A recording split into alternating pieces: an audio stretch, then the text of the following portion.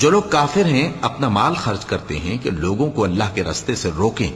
سو ابھی اور خرچ کریں گے، مگر آخر وہ خرچ کرنا ان کے لیے موجب افسوس ہوگا اور وہ مغلوب ہو جائیں گے، اور کافر لوگ دوزخ کی طرف ہانکے جائیں گے تاکہ اللہ پاک سے ناپاک کو الگ کر دے اور ناپاک کو ایک دوسرے پر رکھ کر ایک ڈھیر بنا دے، پھر اس کو دوزخ میں ڈال دے۔ یہی لوگ خسارہ پانے والے ہیں۔ اے پیغمبر، کفار سے کہہ دو کہ اگر وہ اپنے افعال سے باز آ جائیں تو جو ہو چکا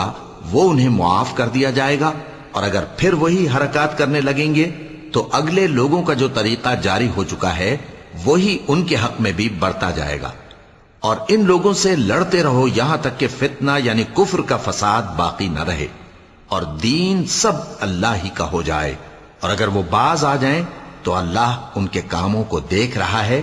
اور اگر روگردانی کریں تو جان رکھو کہ اللہ تمہارا حمایتی ہے اور وہ خوب حمایتی اور خوب مددگار ہے۔